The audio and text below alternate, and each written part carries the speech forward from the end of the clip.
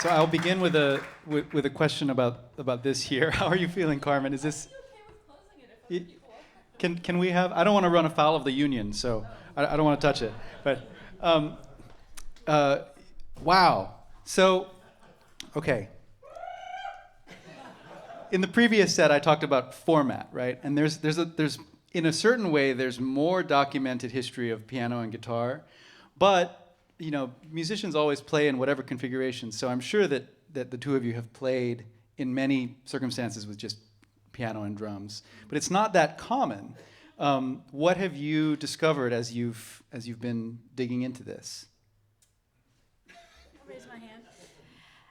Yeah, well, I kind of knew the very first time I played with Carmen that I wanted to play with her forever, and basically, yeah.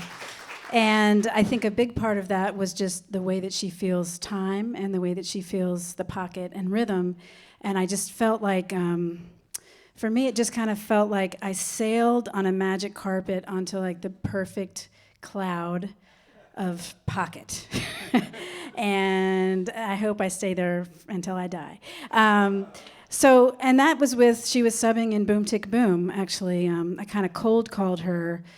Todd Sikafus recommended Carmen, and I just called her and hired her for the Reykjavik Jazz Festival, and we've been playing together ever since. And for me, this duo we actually have a record that we're finishing that's just duo, and part of it was because I fell in love with this Shelly Manne record called The 2 and the 3, and one side is trio with Shelly Manne, Shorty Rogers, and Jimmy Giuffre, and then the other side is duo with Russ Freeman and Shelly Manne, and I wanted to do a tribute to that, and so we kind of started with thinking of it was going to be like a vinyl, one side trio, one side duo, but now we've just become a duo. So this is a sneak preview in a way. It is. I mean, yeah. It's the record's pretty much finished. We just have a little bit more to do. So I should also note, for those of you who may not know, that in addition to Parlor Game, Allison and Carmen jointly lead a group called Science Fair. Science Fair released an album in 2018, and my friend Gio Rusinello put it on his top 10 at the New York Times. So you have history not only playing together, but also sort of shaping the direction of a group together as equals. Is that important in the as sort of context for this? The fact that you've been co-leaders as well? Yeah, I think it is. I mean, part of that is.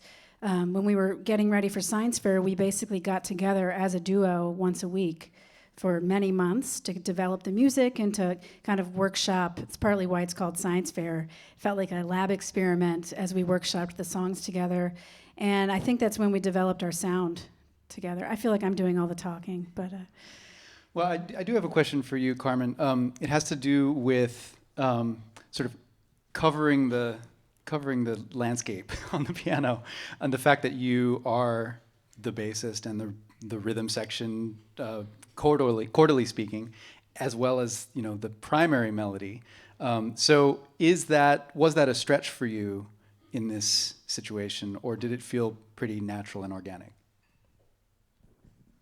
Well, it's definitely a lot of fun, I'll say. I mean, especially when I get to play with this drummer, maybe not with every drummer, but with Allison, it's like so much fun to do that because I feel so comfortable rhythmically with her. And I don't know, maybe it's like a control thing, like I get to decide all the chords. No, yeah, I mean, in a way it's kind of like that, because it's like playing solo piano where I can just go anywhere I want harmonically, and I can follow an idea wherever it takes me, but at the same time, I have this amazing rhythmic partner who's grounding me, and melodically too. I mean, Allison plays harmony and melody on the drums too. So we're kind of jointly doing that together. But yeah, I guess it's really fun. It's like being in a playground and getting to build, a sandcastle and making shapes and doing all these things. Not that I don't feel like I can do that when there's a bass player, but there's more of a sense that because it's non-traditional, the role is more malleable too in that way. And I'll add also that Allison and I we also play with dancers a lot together.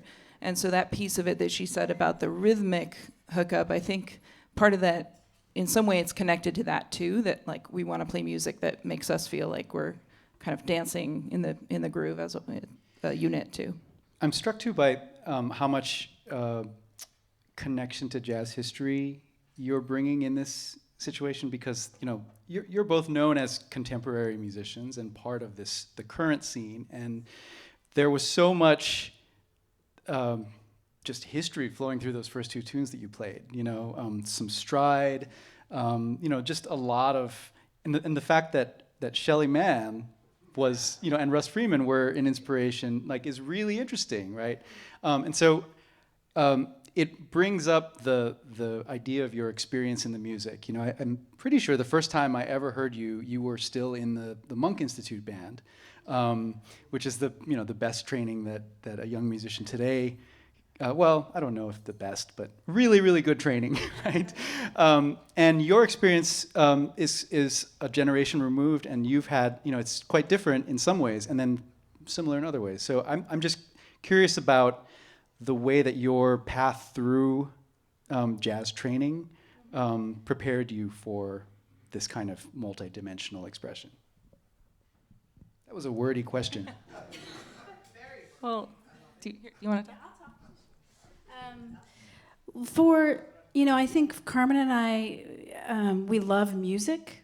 It doesn't matter exactly what type of music it is. I know that we both have ventured off and checked out lots of different types of music. I know Carmen went to India and studied music for a while, and Cuba. And I studied actually classical percussion in college and studied a lot of world music. But we come from the same place, which is a love for jazz and a love for the swinging tradition. She's from Seattle, I'm from DC.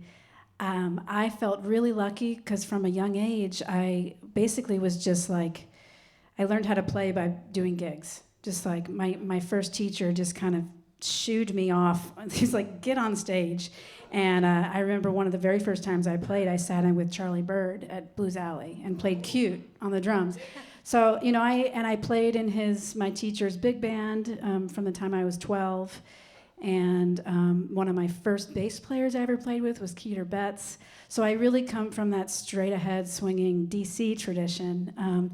But at the same time, I was obsessed with DC Go-Go and Prince and, Grandmaster Flash. So I never only listened to one type of music. So I think that,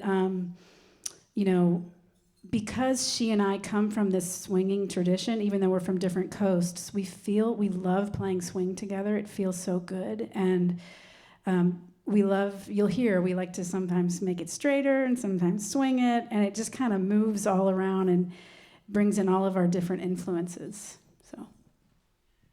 And I'll just add, if Please, I can. no, please do. I just want to add a shout out to, I didn't start gigging as young as Allison did, but I had the amazing benefit of being in these high school and even middle school jazz bands that had these band directors and parents and just communities around them that were supporting the school music programs.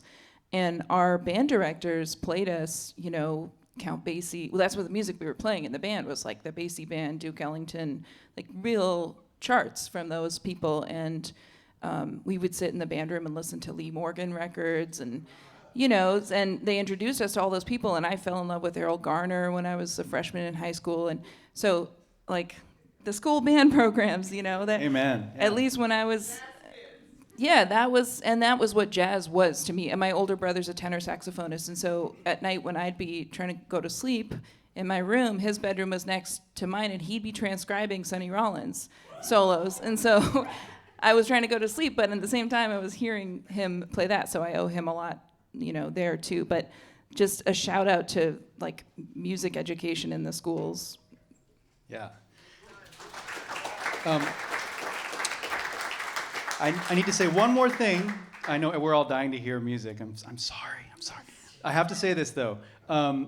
So we've been talking about how the music lives and how there's so much happening. I urge you to check out our coverage at WBGO. Carmen was most recently at the station with Sarah Gazarek, right? Morning Jazz, was that? Yeah. So Carmen came in and did a really wonderful session with Sarah on Morning Jazz, just voice and piano. Did an interview with Gary Walker. You can find that by searching on our website. Allison has been featured twice recently by Jazz Night in America, which is our collaboration with NPR and Jazz at Lincoln Center. She's in an episode that focuses on the band Artemis, and that was from a concert at the Newport Jazz Festival. And so that's an hour-long radio episode. And Allison also was featured by our video team in a short video called, I think, A Guide to Melodic Drumming. And that phrase is, I feel like if you haven't trademarked it, you should by now. That video, which is I think maybe 4 minutes or something, it is one of the most popular videos in our Jazz Night Shorts series. Huge engagement, people love it. And the reason they love it is Allison, and her incredible musicianship, but also her ability to bring an idea to life and to really sort of explain exactly how she's doing what she's doing. So I just wanted to put in the plug. We're doing our best to cover this music, and we're so happy to be a part of it. So in that spirit, I give you Carmen and Allison. Thanks again.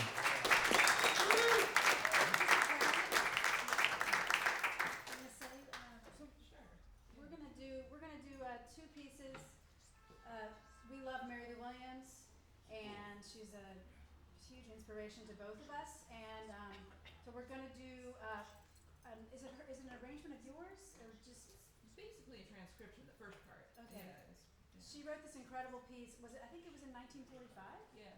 A suite of music called the Zodiac Suite, and I think it's just incredible. And I still hear it as a very modern piece. And we're going to do Aquarius from that Zodiac Suite, and we're going to then segue into a piece that Carmen wrote for our Science Fair record. That is called MLW.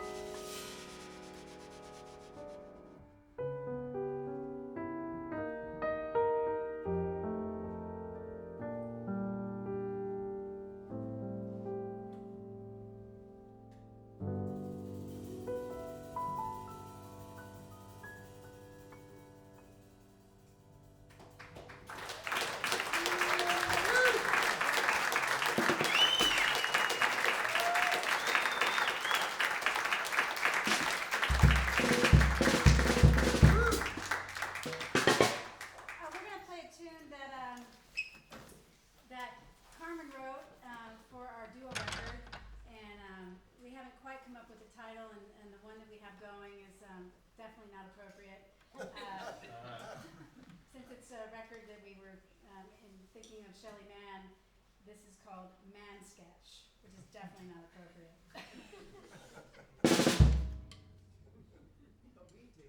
You dig it? Where do you want to take it? One,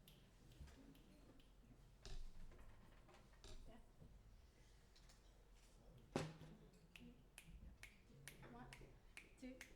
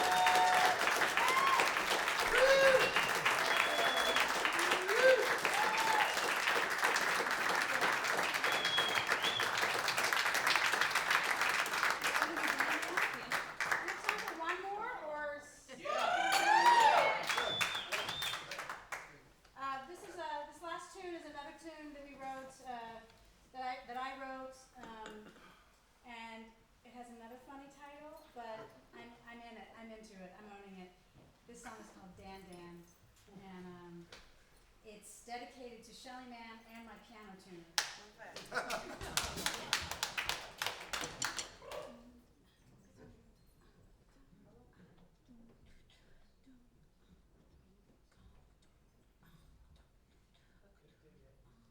One, two, three.